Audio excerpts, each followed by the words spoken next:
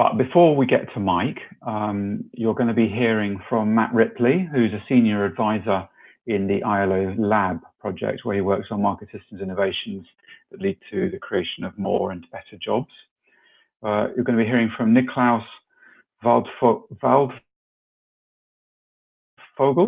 Excuse me, Niklaus, for my pronunciation.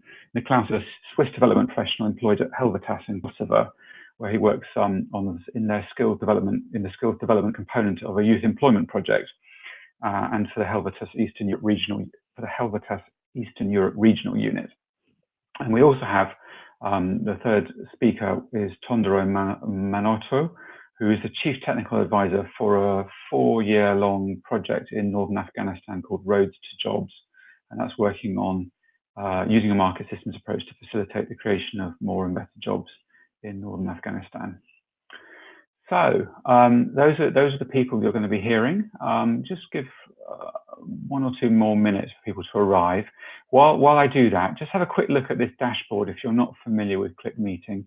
In the key thing to look at is the bottom right-hand corner where we have this chat box.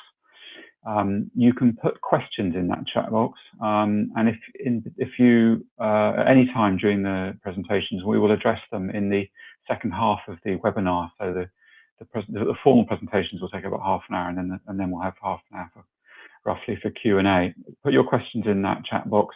You can tag them as questions, or we'll do that for you, and then they'll appear in the bit that says Q&A mode as well. But if you've got anything to say, yeah, please do put as much comment, feedback, ideas, responses in that chat box as we go along. It's a live event in that sense, and I'm afraid that's your only way to kind of get your voice heard. But Mike Klassen, my colleague Mike Klassen, will be picking out the questions of particular interest and throwing them at the speakers as we go along, or after they finish speaking. Okay, so it's now 2:03 and we have 21 people in the room. So we're kind of ready to start, I think, Matt, if your microphone is on. Would you like to take it away?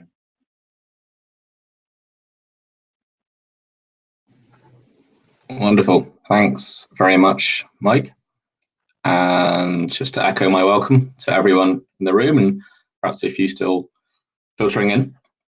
I'm going to kick things off with a very brief introduction from the perspective of the International Labour Organization's Lab project. As Mike said, I'm an advisor to an innovation team called The Lab, funded by Switzerland's State Secretariat for Economic Affairs, SECO, who's been working for about the last 5 years now to innovate market systems approaches to different decent work challenges. And one of the things that we've been thinking about over the past years, and a reason why we launched this initiative, what we're calling Business Models for Decent Work, is to get a better handle, not just on the impact side of the work of market systems development on a host of outcomes from employment to incomes, but to really get to grips with some of the partner perspectives of change, which ultimately in a market systems approach where we are aiming for sustainability, where we're aiming for market player partners to carry forward and own new ways of working, really the successive interventions from a sustainability perspective rests on understanding and working on those partner incentives to carry forward innovation. And for market systems projects, obviously you don't always work with the private sector, but a great number do.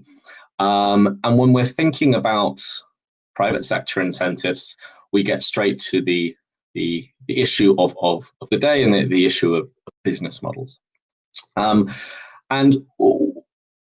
the reports that you can see, the report cover that you can see on the right-hand side of the screen, we'll include a link to in the final slide of this webinar, was really trying to kickstart a conversation about what does it mean, what's good enough for understanding business models from a partner perspective. What kind of metrics do we need to track? What kind of things might we need to do differently in market systems development? And rather than a theoretical piece of work, because I think these kind of inclusive business models traditionally have been much easier to describe in theory than to put into practice, what we wanted to do was really dig into some real life case studies. So I'm really pleased that two of those projects, two of those cases that we profiled in the paper, will be sharing their experiences of business models with you today. So rates of jobs in Afghanistan and enhancing youth employment in Kosovo. But before we hear from those two projects, just wanted to recap on why business models are important essentially and what they are. As I mentioned there, I think a lot of the concern of market systems development over the years, particularly on a results measurement side of things, has been trying to unpack, measure, and evidence we call the impact side of the equation. So whether target beneficiary groups are benefiting from improved jobs, new jobs, services, or improved livelihoods. But just as important for sustainability is obviously, the commercial case, really, if we're looking at private sector incentives. Are the new innovations actually leading to more resilient markets, to growth on the part of the partner firms and their competitors, and ultimately to issues around business model profitability? So we felt that commercial case was kind of implicit and implied and assumed in a lot of work in market system development, but not always given the same attention as the impact side of the equation. So what do we mean by a business model? Well, there's actually quite a few definitions out there in the world of business, and the one we settled on for the report was really trying to just differentiate it from another commonly used term, which is intervention model. And we saw intervention model as really, from a project-centric perspective. How can a project structure its support to partners to benefit target groups? A business model, in contrast, we looked at from a partner-centric perspective.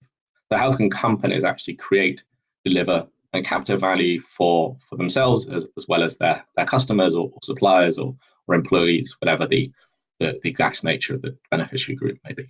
So a difference there between an intervention model being kind of the project plan and the business model being the kind of the reality from a private sector partner perspective. And the challenge there with those business models is that in literature there's a lot of discussion in the world of inclusive business around finding win-win models, win-win scenarios.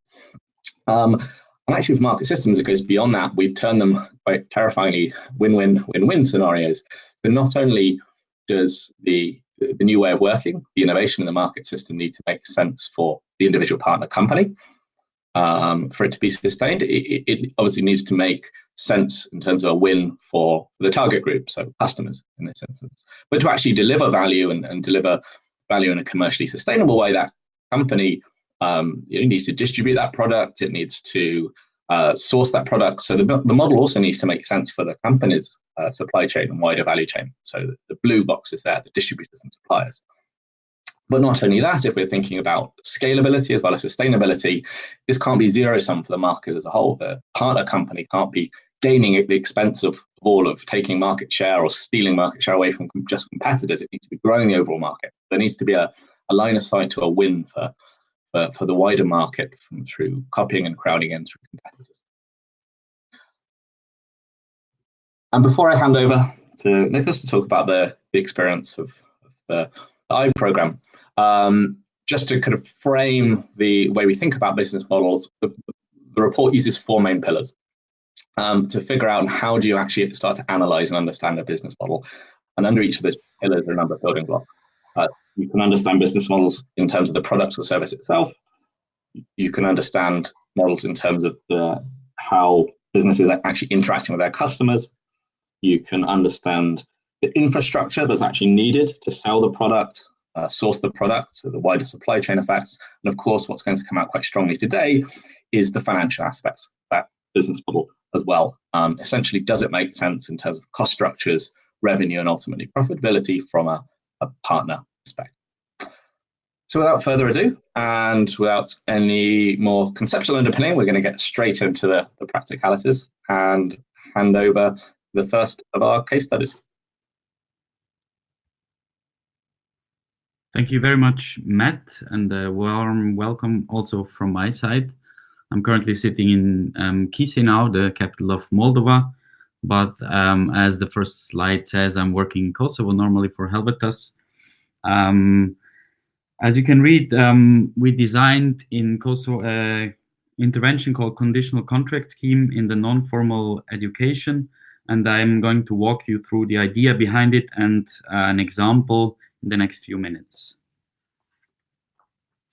A few more words to the setting. Our Enhancing Youth Employment, or simply I project in Kosovo, works on the 3 pillars: skills development, job matching, and job creation, towards the goal of a dynamic and socially inclusive labor market that provides more and decent jobs, including self-employment for young people in Kosovo.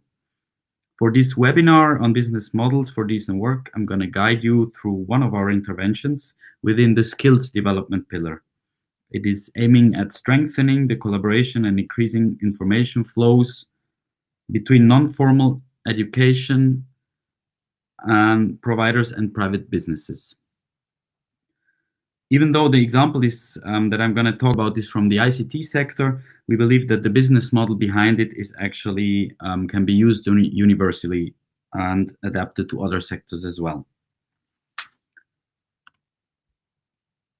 In the Kosovo ICT sector, there is currently a high potential for employment, especially companies that specialize in ICT service outsourcing have many international clients lined up, and therefore the potential to grow rapidly. However, the supply of sufficiently skilled people entering the job market is too low. This creates a huge demand and should, at least in theory, provide a good business opportunity for private training providers. What we see in reality, however, is a rather underdeveloped and fragmented training sector characterized by little collaboration and information flow, providing only low-quality education.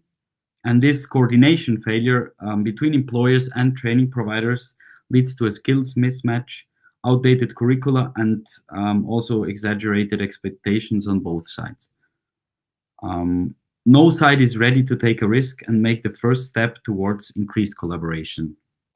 On the other side, mainly because of the lack of information, young people often don't know how to make the right career choices. The fee for trainings represent a large financial burden, while there is little trust in that the investment in training is actually leading to employment. Innovative business models that tackle these issues have so far been missing in Kosovo. If we look now at a classic business model in the non-formal training sector, we find the same problematic areas. First, young people that are unemployed hesitate to sign up for a course due to a lack of financing and or the lack of trust in the quality of this program.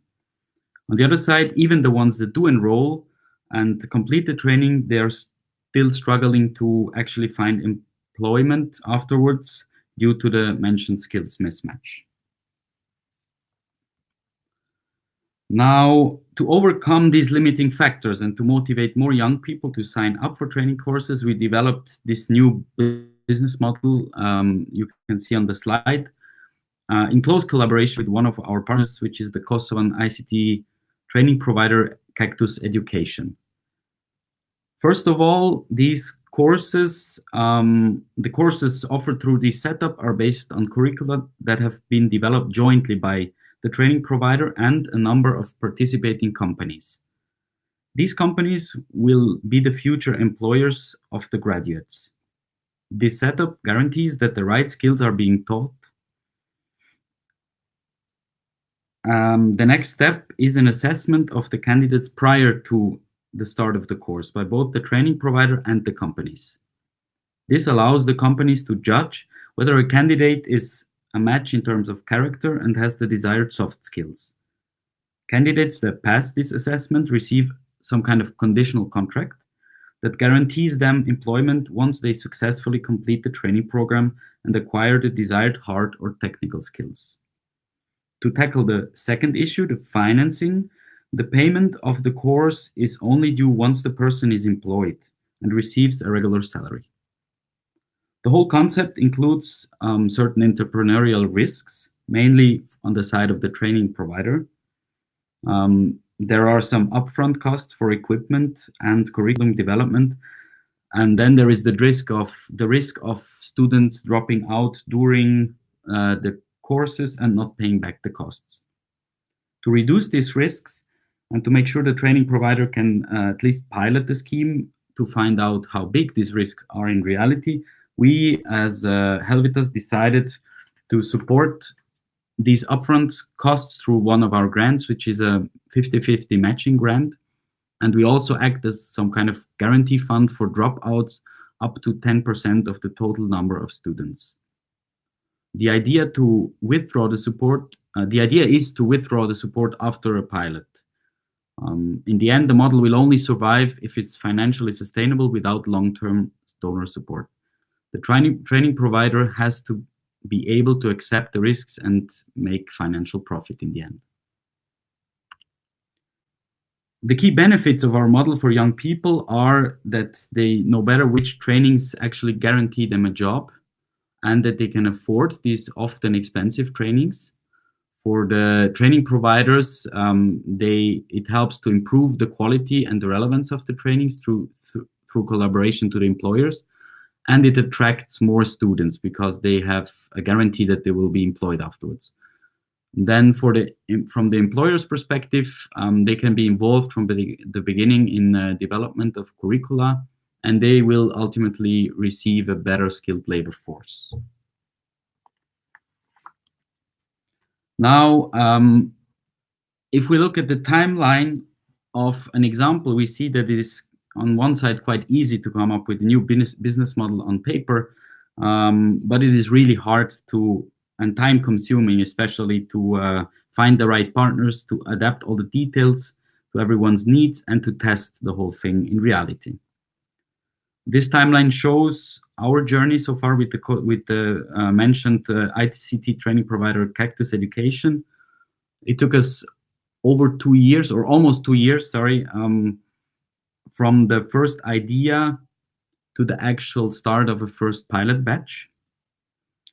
And this journey included a lot of challenges. The initial business model had to be adapted quite a few times. Both the training provider and the participating companies changed their ideas and commitments on a regular basis. In early 2019, after almost 1 year, we received the green light from our donor to support the pilot. It proved to be especially hard to find enough partner companies that would commit for a certain number of students within the rather skeptical ICT sector. And this despite the fact, as I mentioned before, that the main risks lie with Cactus Education or us as a donor project and not with the participating companies. Finally, in October this year, we managed to get a pilot going, and Cactus Education is currently looking for additional partners already for the second batch. One of these batches includes at the moment 30 students and lasts for 4 months, intensive training on web development skills. The final setup includes 4 hours per day at the premises of Cactus Education, at the training provider's premises, and 4 hours at the company.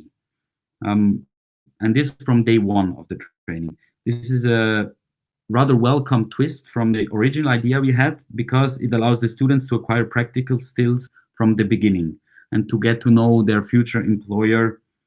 And it overall resembles the dual model that everybody is talking about in vocational education. The payments are due every month instead of at the end, as we originally planned. But the companies agreed that they will cover 50% of the fees, and the students also receive a salary from the beginning, which allows them to cover the other half of the fees. It is obviously still a bit early to judge whether the intervention will be a success, but so far what we see has been quite promising. Cactus Education still expects that the model will generate them their first profit by mid-2020 after the second batch has been closed and paid. Our support, as you can see on the lower part of this slide, has been mainly in and quite intensely being involved in the development of the business model, and then funding of upfront costs for the pilot batch, as well as this described dropout guarantee, which so far hasn't been triggered because nobody dropped out yet. What we don't do is that we don't subsidize any training costs for the students, and we don't cover any running costs for on the side of Cactus Education, such as rent or electricity or teachers' salaries. Of course, we will further monitor the whole interventions. Usually we do that up to a total of 2 years. This intervention has been quite full of crucial learnings for us and also for our partner Cactus Education. As you can see in this list, I want to just quickly emphasize 3 of them.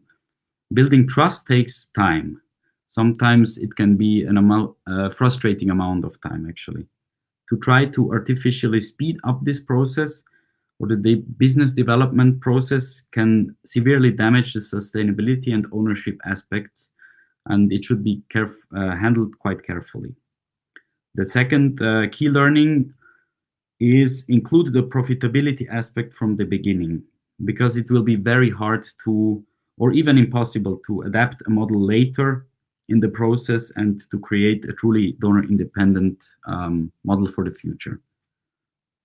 And then it is key that the business model are being developed jointly, and as a donor we have to stay very flexible along the way, because it's an illusion that an initial idea for a business model will already be the final one.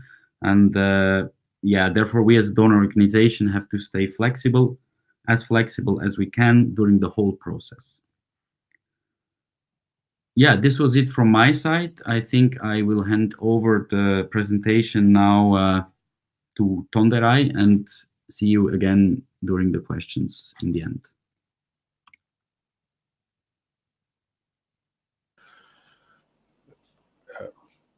Thank you, Niklaus. My name is Tonderai Manoto. I manage the Road to Jobs project in Afghanistan. We are a 4-year market systems development project, and our main purpose is to facilitate the creation of more and better jobs within the north of Afghanistan. This is funded by CEDA. And as has already been mentioned, we work in an aid-intensive environment characterized by thin markets and high aversion to risk by local investors. We chose to work in 6 agriculture value chains because they showed the most promise for creating jobs. That's dairy, poultry, sheep and goats. And we carried out rapid market appraisals and picked quick wins amongst these. Then we did in-depth market systems analysis for grapes and cotton. I am going to be talking about dairy as a quick win and how we structured this deal. The main constraint that was there was a lot of milk was being produced and it could not be sold. Dairy farmers, dairy processors wanted milk. They could not get it in the quality and the quantities that they also required. So after going through all the processes, the value proposition that we came up with was partner with a processor to resolve the supply issues of quality and consistency by partnering with farmers down the line. And the impact we intended there on market system was to make sure the supply chain for milk was strengthened and could be sustained over time. This is how we structured the business model.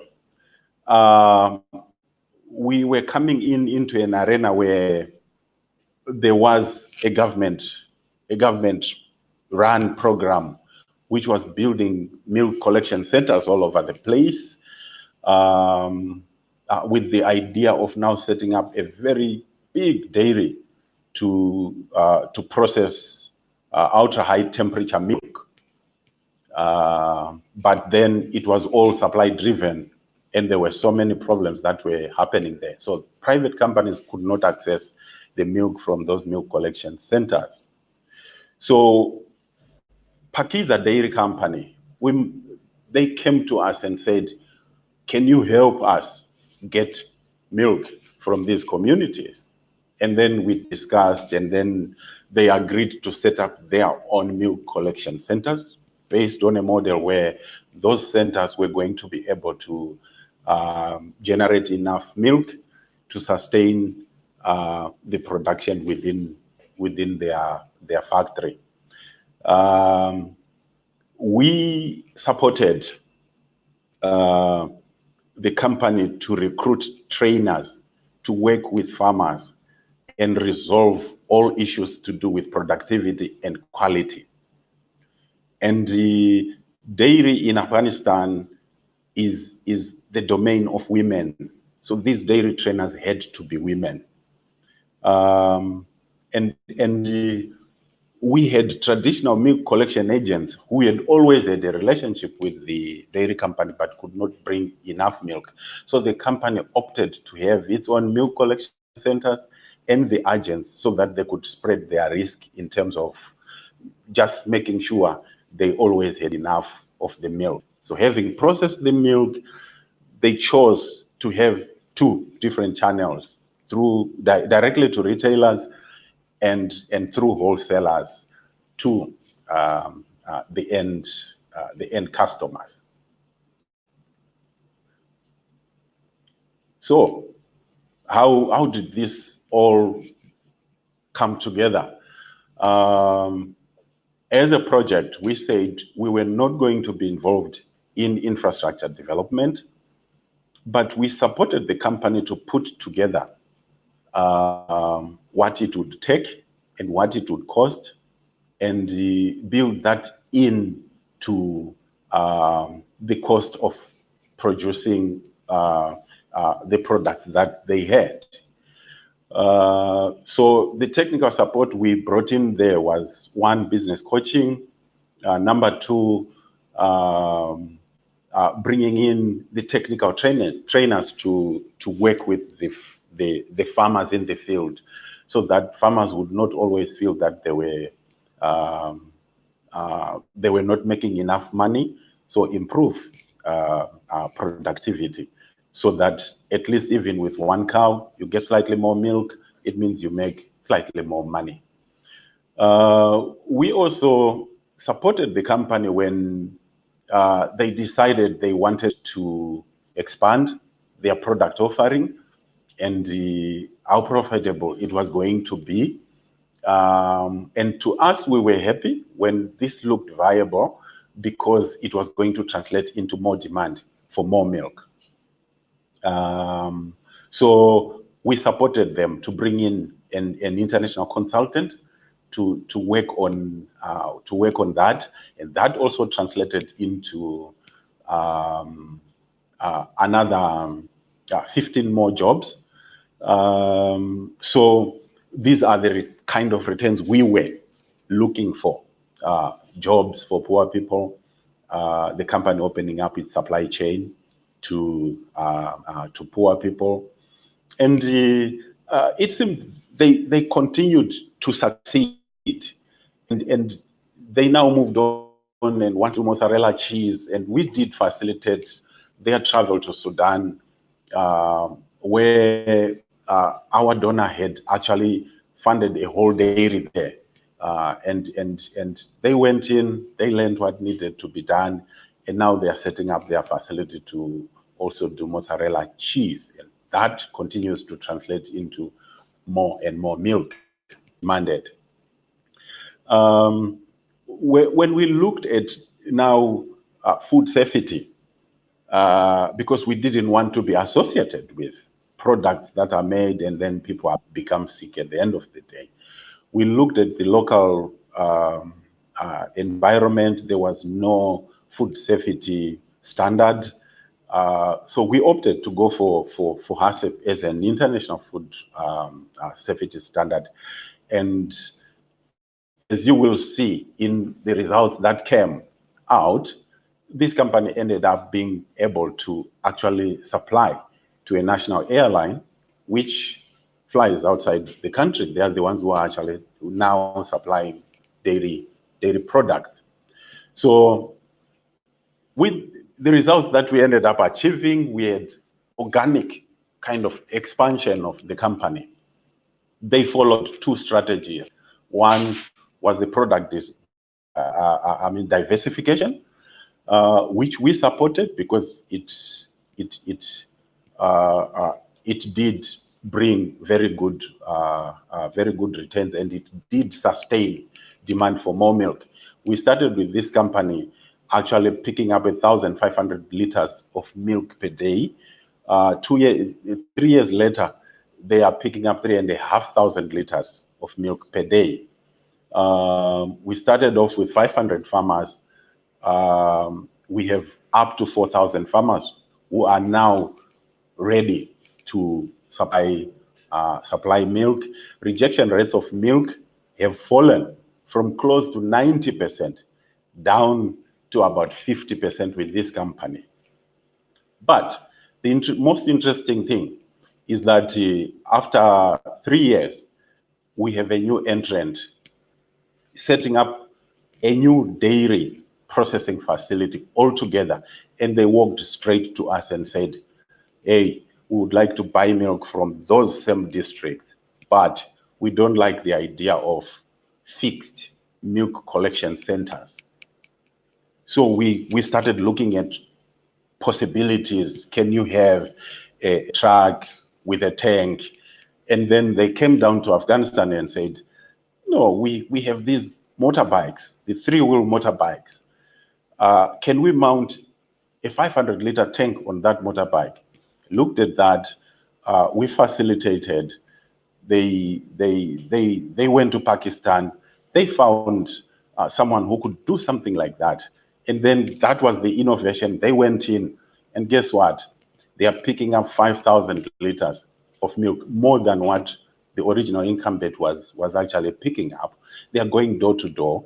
And the most important part is rejection rates have fallen to 0. So, what is the takeaway?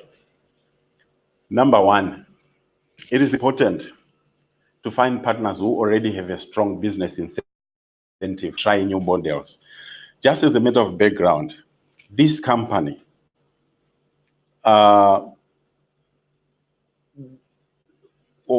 original idea before we made this company was, let's support sterilized milk because it enhances the shelf life of milk. And Afghanistan, because of the way things are, if you have sterilized milk, it means everyone in the country will be able to access that milk. But everything was actually supply driven here. And the market did not respond to this.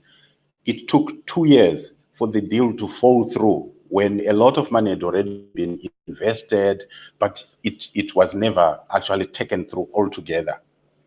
And then this company walks in and says, we would like to just buy milk, process it, and do what we do. We are not interested in sterilized milk at all.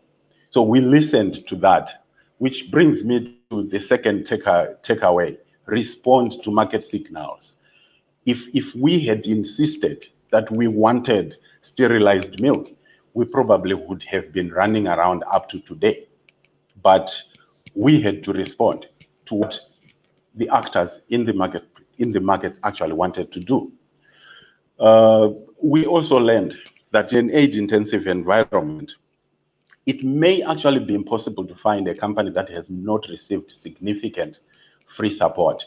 So if you also steadfastly go in there and say, we only want those who have not, then you may not even be able to get anything done under the circumstances. So whatever aid has gone in, it would be good to also look at that and say, how do we leverage it? And then make sure that it becomes sustainable. I'll stop right here.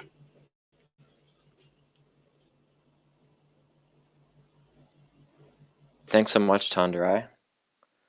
So I'm going to quickly wrap us up here so we can get to some people's questions. But really, we've heard from Niklaus and Tonderai, two very interesting kind of in-depth examples of what these business models look like.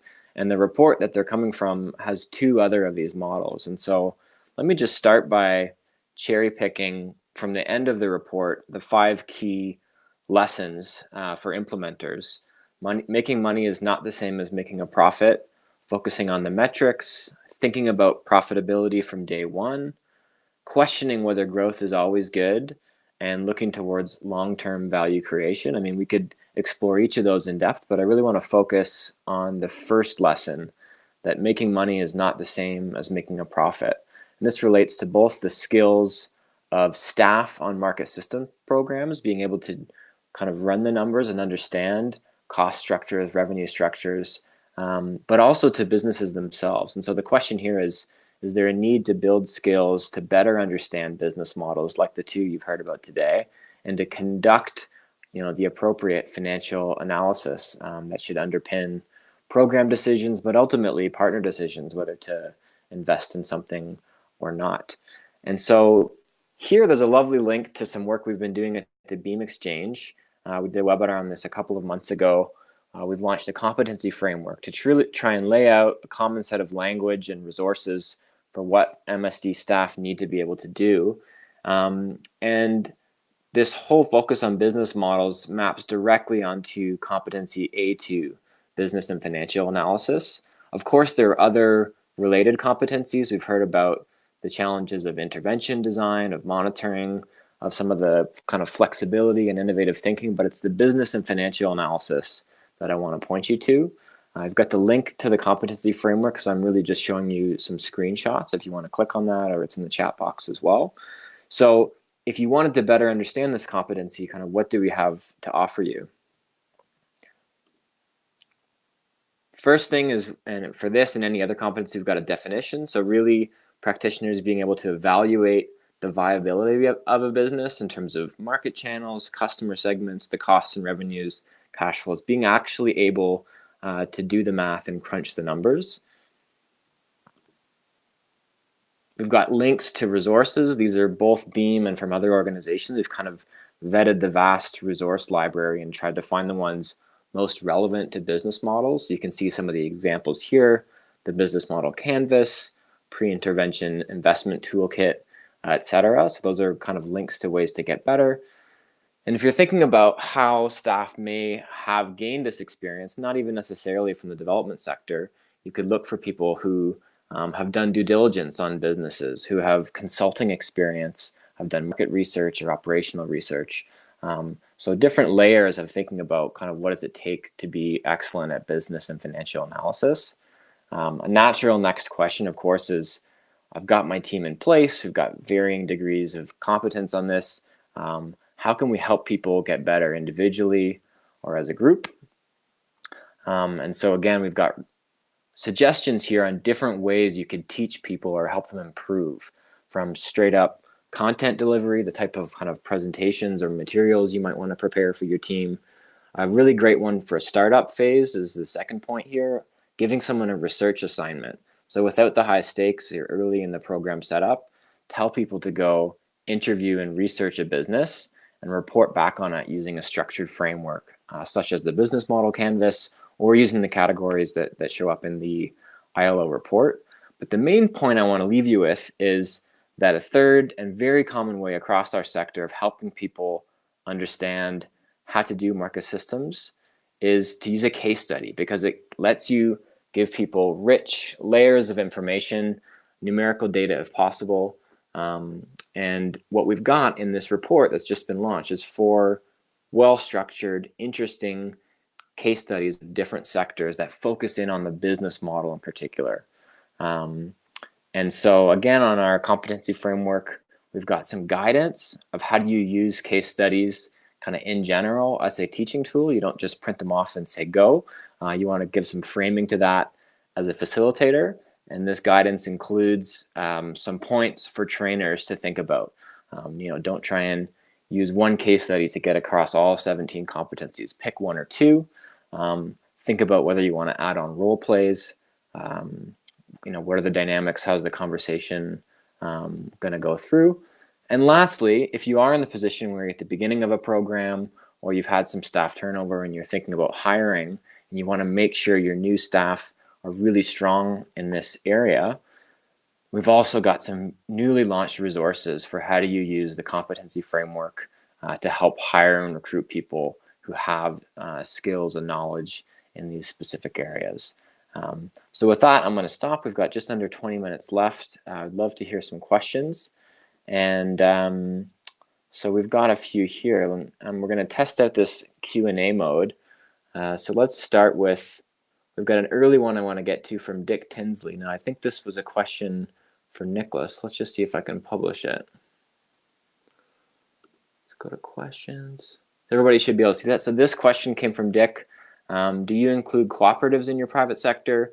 And does the overhead cost exceed the financial benefits? If you want to give a quick answer to that, Nick, and I'll load up the next question.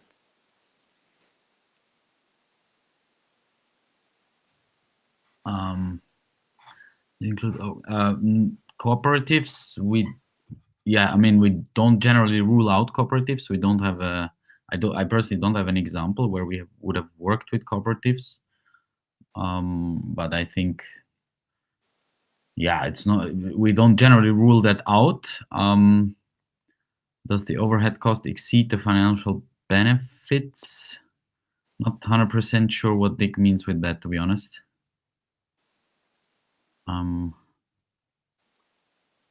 This is Matt. Maybe I can come in with this because it probably relates to the wider sample of the cases we looked at under the business models for decent work paper. No, we didn't look at or profile any cooperatives in those 4 cases, but there's no reason why the same approach couldn't be used. And your point, I think, on essentially does costs exceed the revenue or revenue exceed the cost is a really important one relating to that first takeaway. What we found in a lot of cases was systems that tended to track the benefits for partners, whether they be fully commercial private sector partners or indeed cooperatives, in terms of revenue generation, probably without a good understanding of the cost structures required to generate those revenues, both fixed and variable costs. And obviously from a partner incentive perspective, it's really balancing the revenues against the cost, the benefits against the cost, and figuring out whether that works. For projects, that's quite hard because it's easier to track number of things sales sold. So sometimes it's harder to actually understand cost structures. So an important part of the business model, and one which I think speaks right to the core of those competencies that Mike was just highlighting. Thanks, guys. I've got a next question here from Yusuf, and maybe we'll direct this one to Tonderai first, and then if you want to add something quickly, Nick. The question is, how or have you researched into the existing models and how you actually innovate on what's already existing in the system?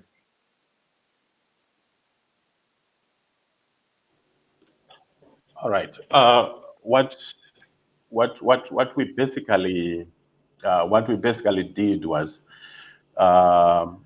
we looked at cases where this had been done already elsewhere, and we had examples from Africa where this had already been done. We had the existing model that was there, but which was actually supply driven and we thought, is there a way of doing this slightly better? The last thing that we did around the innovation was to now work with the Chamber of Commerce and Industries here and say, this is what we have. Can you bring your processors around a table so that we discuss the opportunity that we see in dairy? And then we left it to the dairy processors to think through what they wanted to do. And we were open to them coming to us and then saying, this is how we are going to give you the benefit of having more farmers supplying milk. And we are going to employ slightly more people because that's what we were looking for. More farmers participating and more poor people being employed and getting decent jobs. So we also responded more to the companies in terms of how they were going to go about resolving those two issues within the market.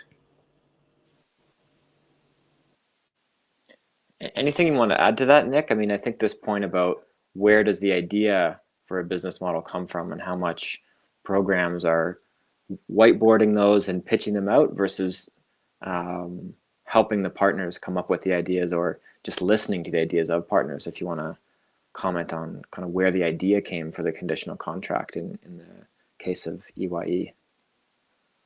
Yeah, sure. In the cactus education case, it was our luck. I would say that the main idea came actually from our partner, and we just helped them to bring it in an appropriate shape.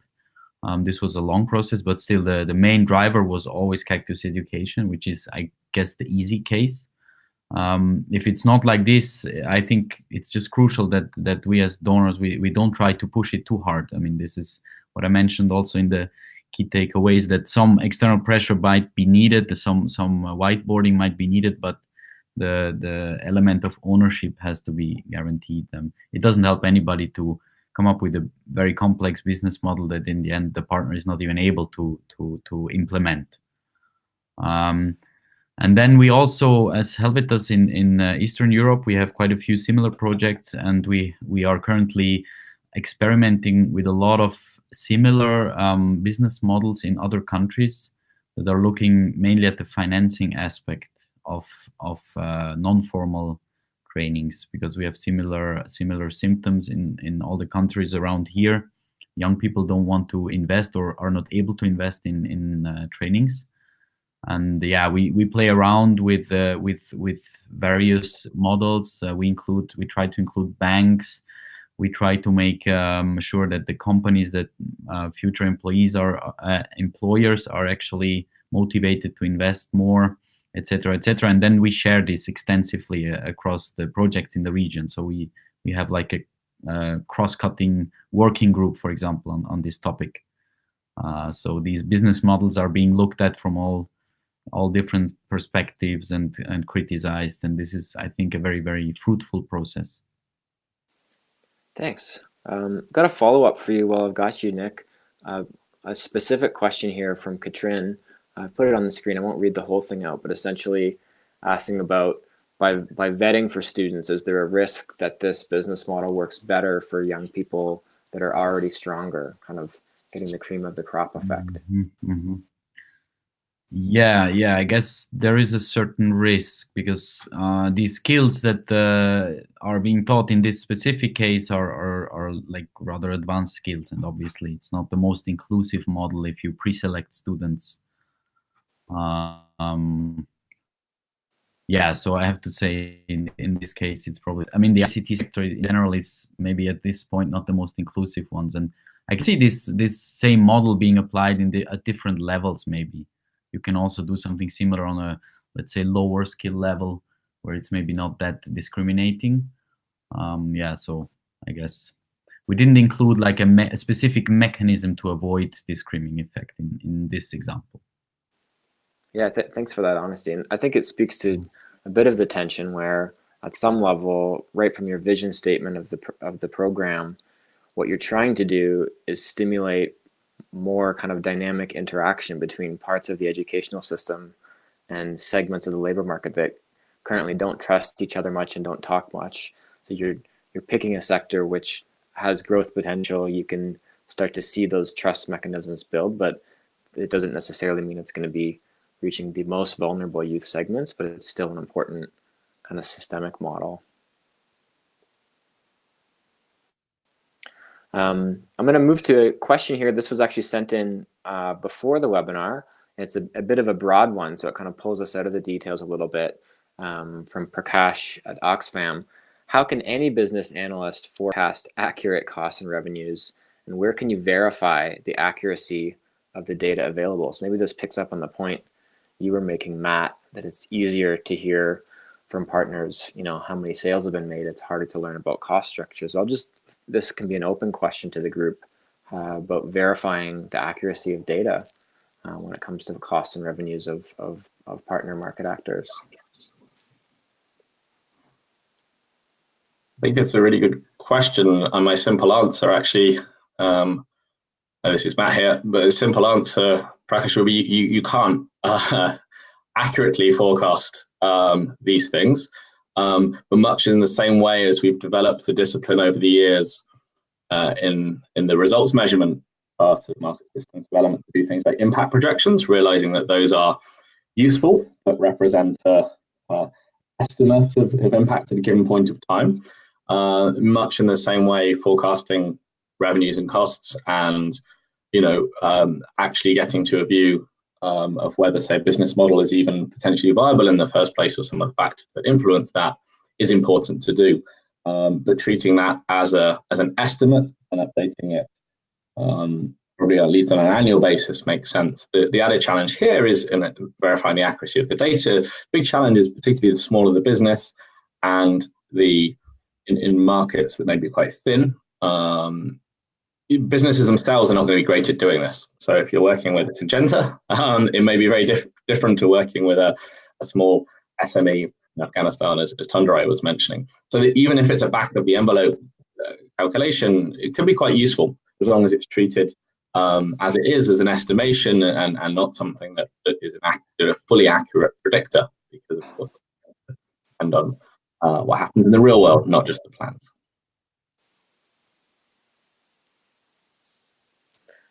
Nick or Tonderai, anything you want to add to that around the experience personally or within your program around trying to forecast accurate costs and revenues?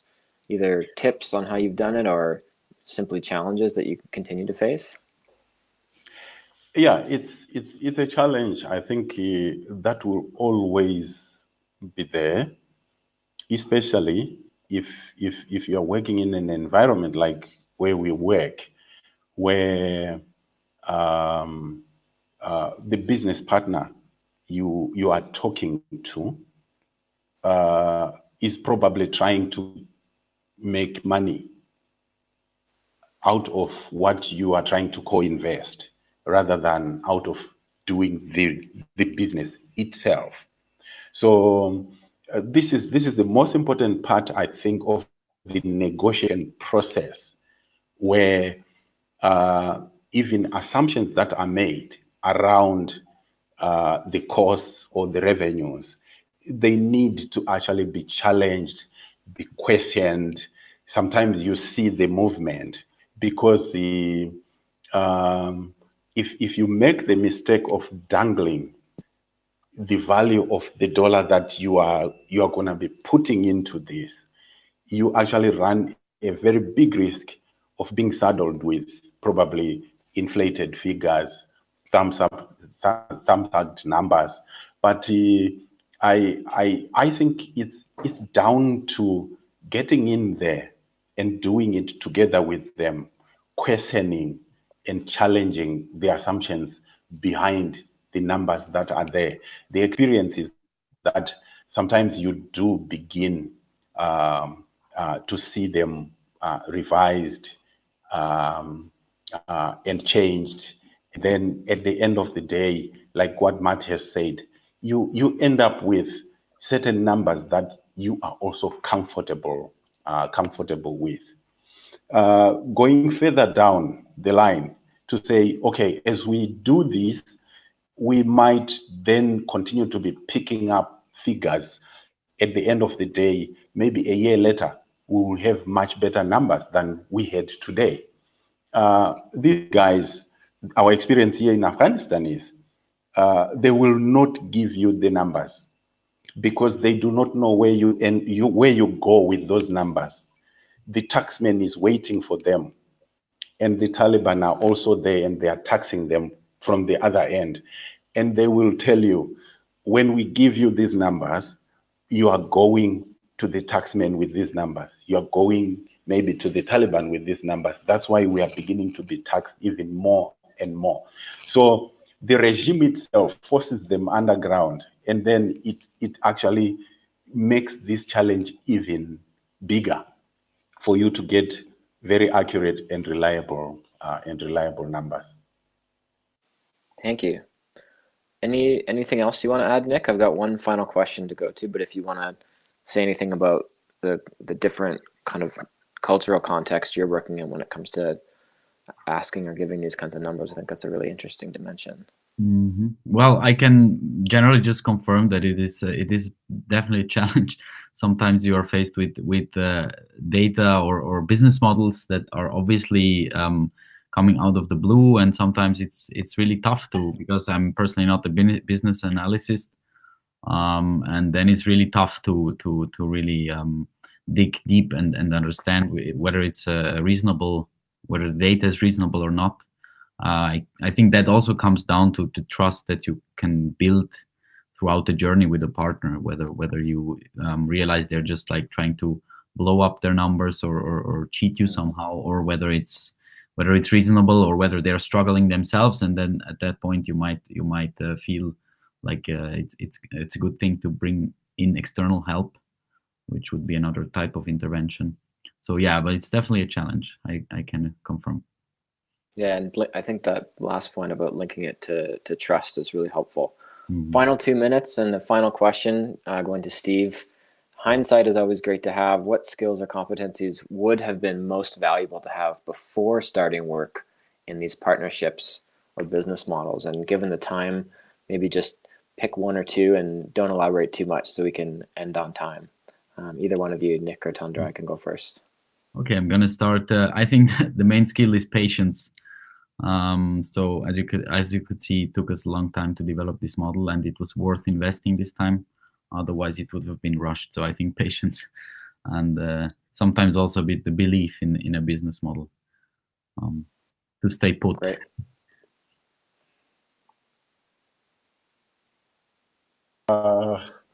Maybe following up on what Niklaus just said about for you, Tonderai? About the belief, the gut.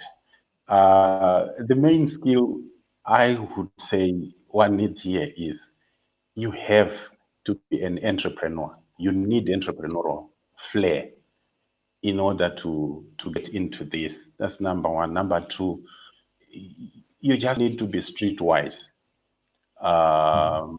And this is what makes you survive, because it's a cutthroat world. When donors are putting money left, right, and center, you are also viewed as the same. So entrepreneur, you see opportunities where others don't see them. Number two, just your gut. Fantastic. Okay, folks, well, we're at 3 p.m. and so we're going to wrap the webinar. There were lots of good questions coming through. Here's the contact info one more time for the 4 speakers. A link again to the full report itself. Highly recommend you check that out. Thanks so much for coming out and engaging with us, asking these questions, and look forward to seeing you on the next webinar.